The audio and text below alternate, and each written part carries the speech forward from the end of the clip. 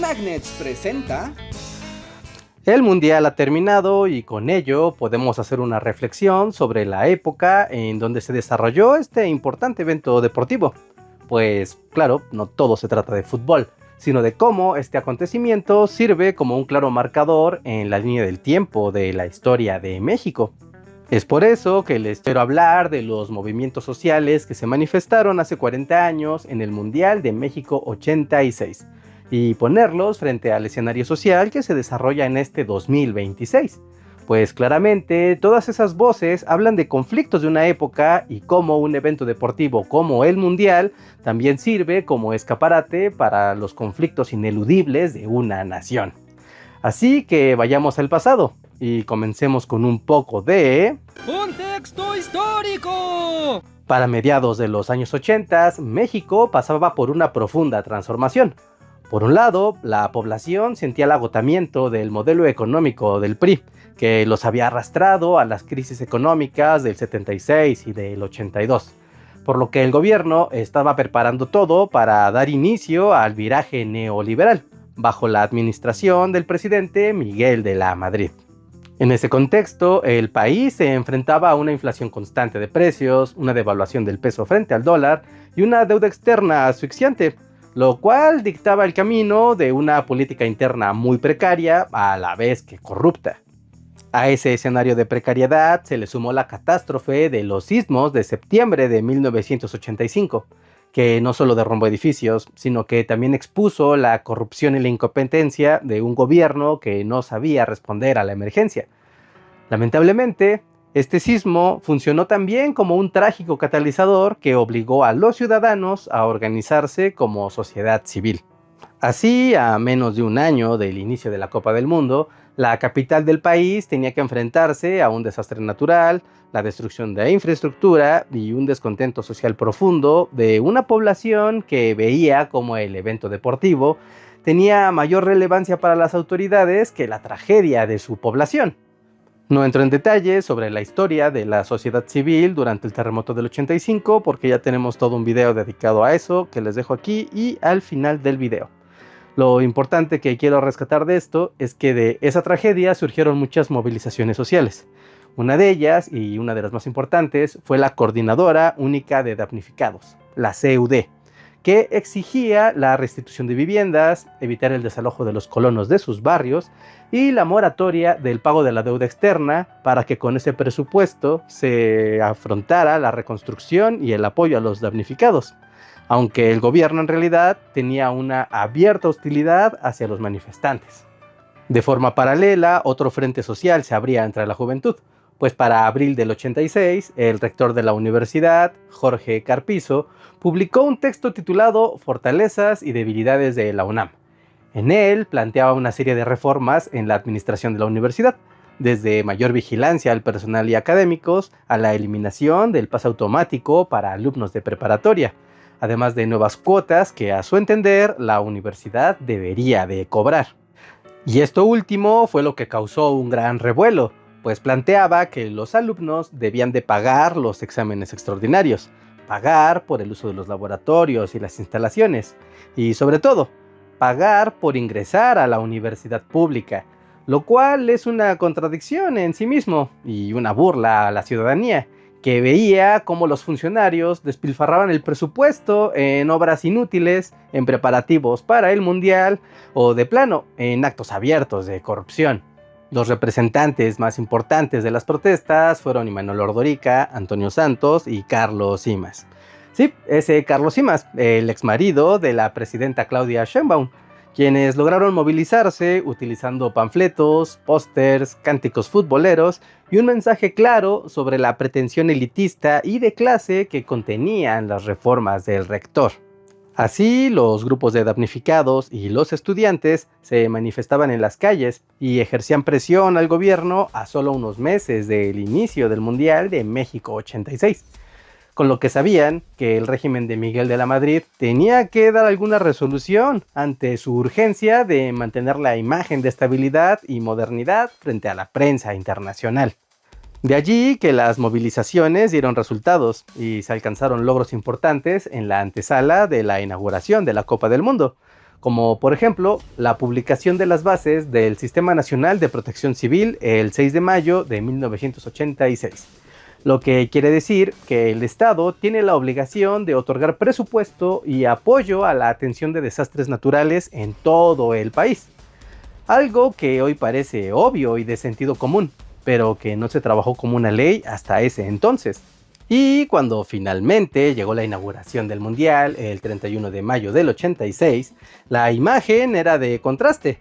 Por un lado, se vivía la fiesta mundialista, la gala, los colores y la amplia cobertura de los medios de comunicación.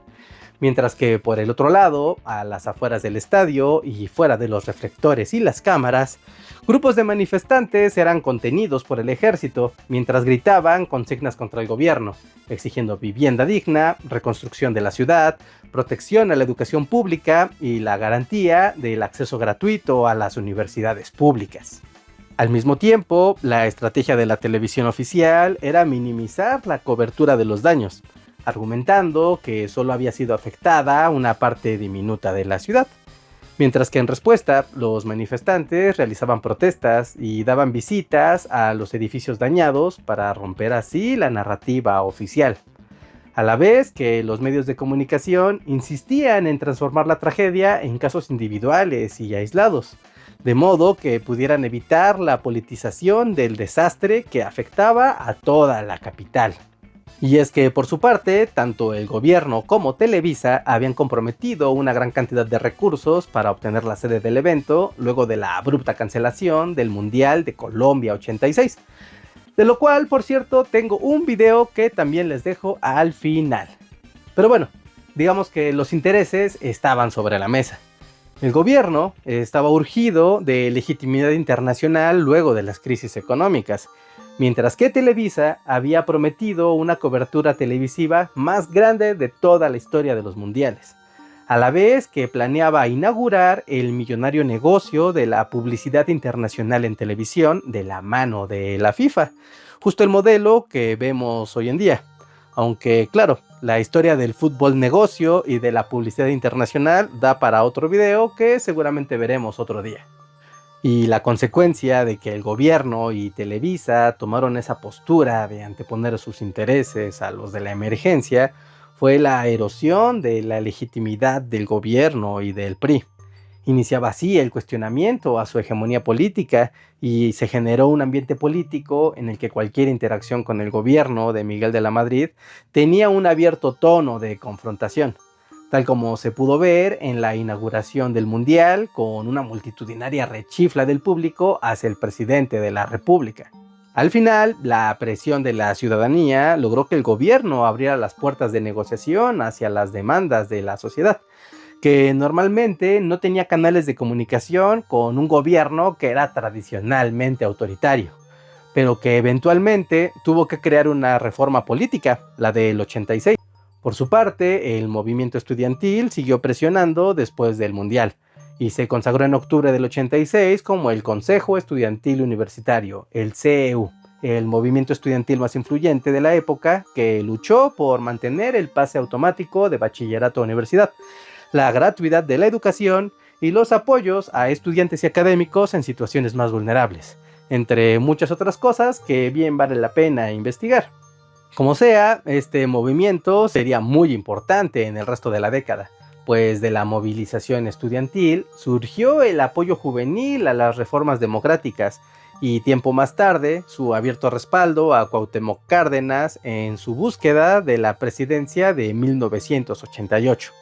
Finalmente, los líderes del movimiento estudiantil perdieron legitimidad en los años 90, cuando se volcaron de lleno a la vida política del Partido de la Revolución Democrática, el PRD, y se terminaron convirtiendo en políticos de izquierda, que tienen actividad de hecho hasta el día de hoy, tal como la propia presidenta de la República, que fue parte muy activa dentro del Consejo Estudiantil Universitario.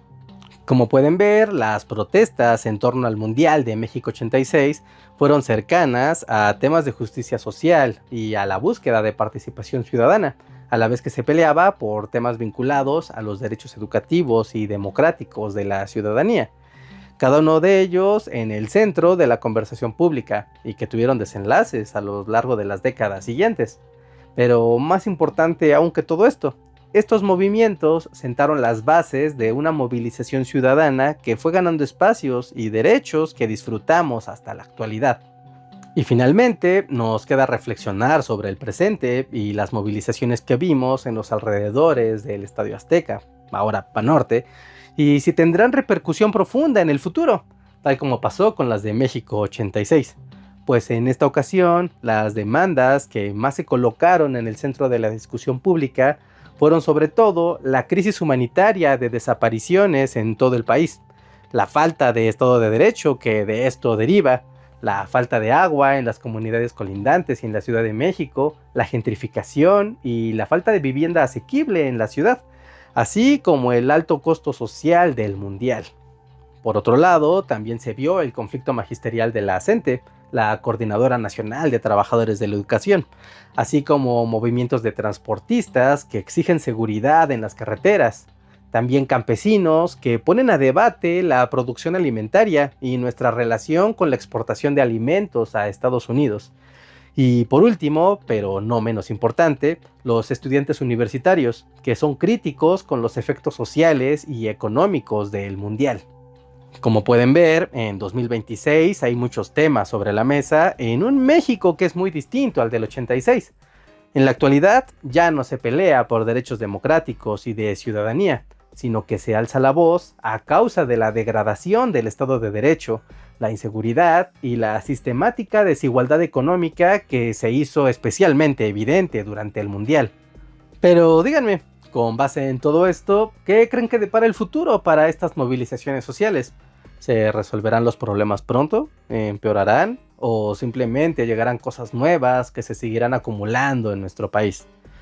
Háganmelo saber en los comentarios, me dará mucho gusto leerlos. Además, aprovechen que están por ahí para dejar su like, suscribirse y unirse al sistema de membresías o dejarnos un super chat. Con su apoyo podemos seguir con estas investigaciones semana a semana. Además, les dejo un poco de bibliografía para que revisen el tema con más calma. Es muy amplio y la verdad es que uno aprende mucho de la historia de México con estas lecturas. Y bueno amigos, es todo. Yo soy Reinhardt y nos vemos hasta la próxima. Bye.